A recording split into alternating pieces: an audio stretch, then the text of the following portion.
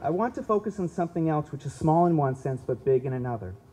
I want you to set a goal of doing one thing, just one thing, that changes the way people do things in your ultimate area of focus.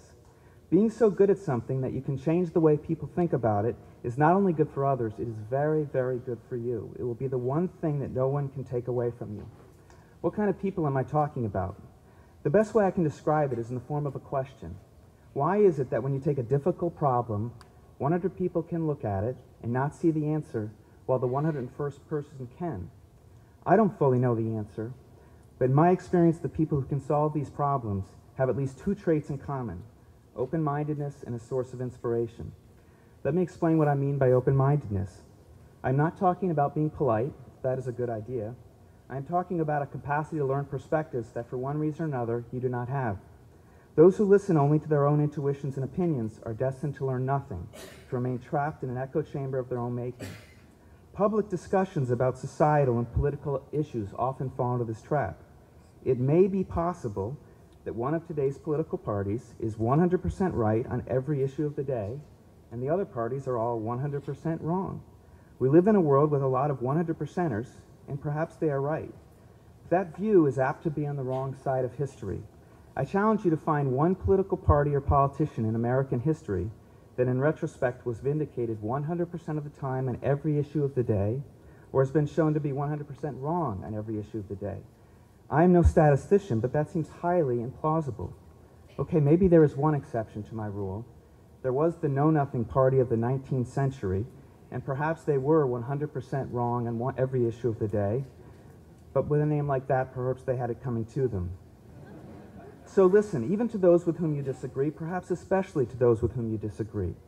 That is the only way you are going to gather the kinds of insights that will help you make this one contribution, and it is the only way you are going to have the credibility to convince others that your idea is a good one.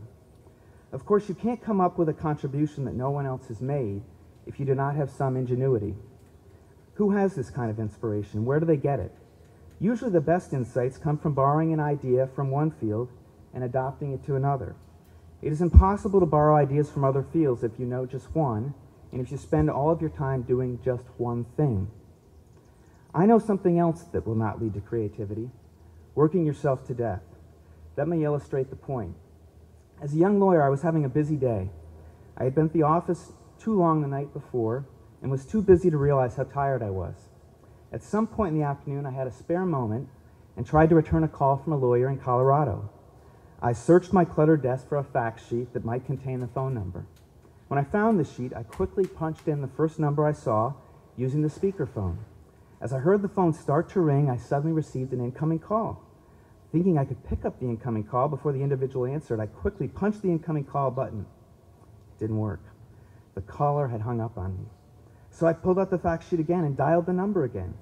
Same thing. Just as I heard the phone ring on the other end, I received an incoming call. Once again, I quickly hung up on the one line and tried to pick up the incoming call on the other. No luck. They had hung up on me again. I repeated the sequence a third time, and darned if I didn't receive a third incoming call at exactly the same time as the phone began to connect to my co-counsel. And darned if it didn't go mute as soon as I picked it up. Finally, after doing this 3 times, I realized what was happening. I had called myself 3 times. Indeed, you may have noticed that I had hung up on myself 3 times. I deserved it. There are 2 lessons here. First, the Academy standards for identifying a reasonably competent commencement speaker have hit an all-time low. Last year, you get the best friend of the President of the United States, Murray Nesbitt, and this year you get a fellow who calls himself 3 times. Second, perhaps more importantly, an overworked employee is a useless one.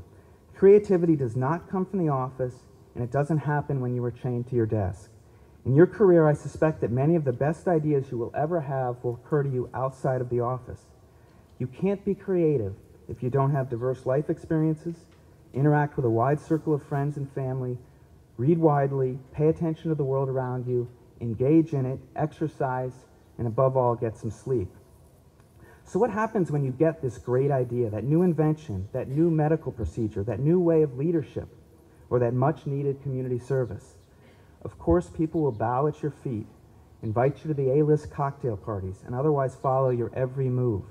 You may even make a lot of money. It all sounds pretty good, but it often is a lot easier to be successful than it is to deal with success well. That leads to my last thought. When I think of all the fallen heroes in the modern world, the fallen political figures, the fallen sports heroes, or when mortals like me have fallen in our own lives, I ask myself if it could have been avoided. Most definitely, and I have a one-word answer: gratitude. When things go well, it is easy to think we deserve it, but of course pride comes before the fall, and fall we do, as the nightly news constantly remind us. Don't fall into this trap.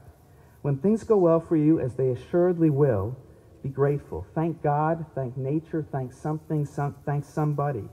Today of all days, I can think of one group that is especially deserving of your thanks: your teachers. I cannot prove the point, but I am highly doubtful that anyone ever made a terrible mistake in their personal or professional lives while they were thinking about what they learned in 11th grade calculus, or as they thought about the teacher who took an interest in their writing, or as they were penning a thank you note to the coach for pushing them to reach a difficult goal. In my day job as a judge, I have seen a lot of bad actors and a lot of bad crimes, but I have never seen anyone make a mistake in the midst of writing a thank you note. I left teaching for two reasons. I was impatient, and I was never quite sure whether I was making a difference. As a teacher, you have to take it on faith that what you are doing is working, that you are making a difference in your students' lives. Most students don't realize until many years later which teachers truly made a difference in their lives, and many students, including me, often fail to tell the teachers who changed their lives once they realize it years down the road. Don't do that. Start today by thanking the teachers and coaches who made a difference, and don't stop there. Make a commitment to let them know over time who has helped you. You will energize the teacher to do the same thing with another student, and in doing so, you will remind yourself that whatever success you are having is not yours alone. Teachers make history one student at a time, and when you are that student, you ought to be grateful. So let's review the bidding.